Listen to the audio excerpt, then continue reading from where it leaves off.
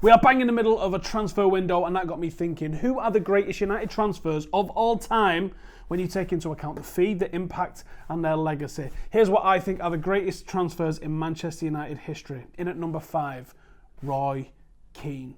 Never has a player embodied a manager more than Roy Keane did with Sir Alex Ferguson.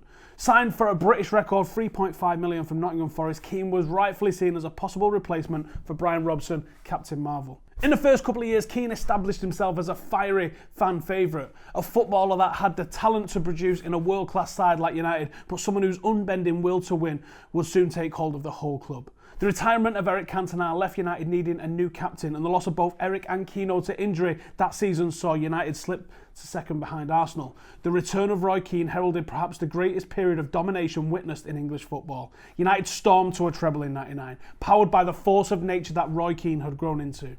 Individual performances such as Turin's will be spoke about for decades to come, but Keane wasn't simply about those nights. He was a relentless leader that drove United to constantly demand more and more in the pursuit of perfection. 2000 or 2001 was arguably the peak of Keane's powers as a United player. In 2000, he managed to collect both the Football Writers and the PFA Player of the Year award, something quite rare for a so-called thuggish defensive midfielder.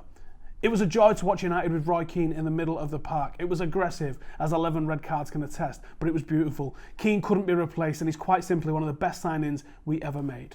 He finished his career with 7 titles, 4 FA Cups, and although he claims he doesn't win it, there was no Champions League victory without him.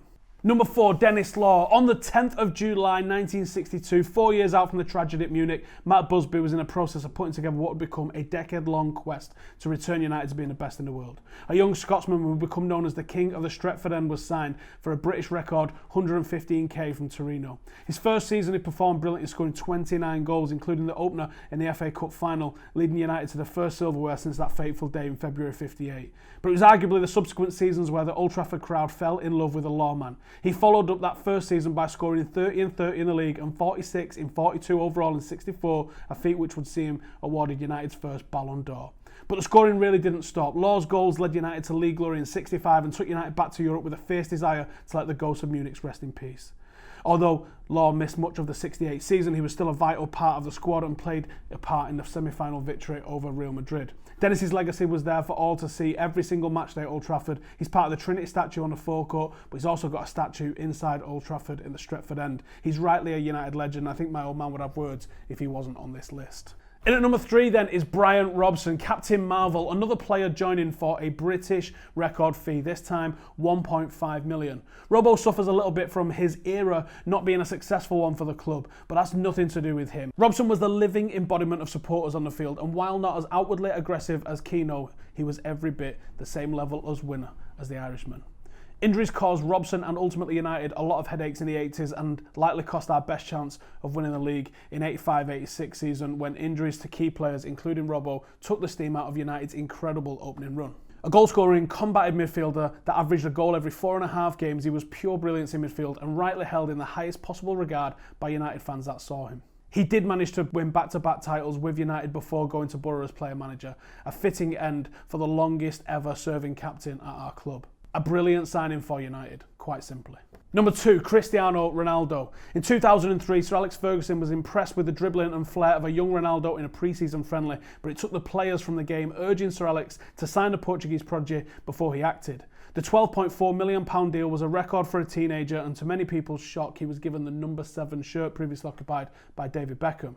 Earlier, Ronaldo offered much promise, but little in terms of end product. He'd frustrated Rude, who'd time his runs to meet crosses that wouldn't come, as Ronaldo was busy doing 17 stepovers. A couple of seasons learning his trade, and Ronaldo began to really emerge as a world-class player. The wink non-incident at the 2006 World Cup meant he returned to England as public enemy number 1. Much like David Beckham 8 years prior, United's number 7 used the opposition fan hate to fuel an incredible season. He finished 2007 as a league champion, scoring 23 goals and coming second in a Ballon d'Or. The following season, Ronaldo picked up exactly where he left off and capped a League and Champions League winning season with 42 goals. He also picked up a well-deserved Ballon d'Or, only the 4th in the club's history. His time at United saw Fergie transition from that Class of 92 era Champions League winning side to the free-flowing attacking machine that they became. He left United winning 3 titles on the bounce, as well as the Champions League, in the greatest team the Premier League has ever witnessed. Ronaldo left for a world record fee, but I don't really know what happened to him after that. Never heard of him since. Number 1 then is Eric Cantona. Sir Alex Ferguson built a tough, hard-working, counter-attacking side with pacey wingers that pushed Leeds United hard in the race in '92, but it didn't have the goals and it lacked flair and creativity. A chance phone call inquiring about Dennis Irwin and Cantona was on his way to Old Trafford for 1.1 million. United had our talisman. With Cantona up front, the goals began to rain for United. Expression overtook pragmatic. Cantona's goal record isn't the most impressive you'll ever see, but almost every goal he scored, he provided an assist. His confidence, or some would say arrogance, gave Manchester United the edge. But the enfant terrible brought a professionalism to this club which echoed to this very day. The impact Cantona had on the class of '92 cannot be measured. His utilisation of the players for extra training had a profound impact on them as players and ultimately the club as a whole. Cantona was such a special player, it's hard to illustrate with stats exactly what he did. But what I will say is Cantona finished as a champion every season he completed since '91. In '91 he won a French League with Marseille, '92 the English Championship with Leeds, the Premier League with United in '93, '94, '96, '97. The only break coming when he was unable to play due to his ban '95. Sir Alex Ferguson will not directly answer who he thinks his best signing is, but he does allude to it being Eric.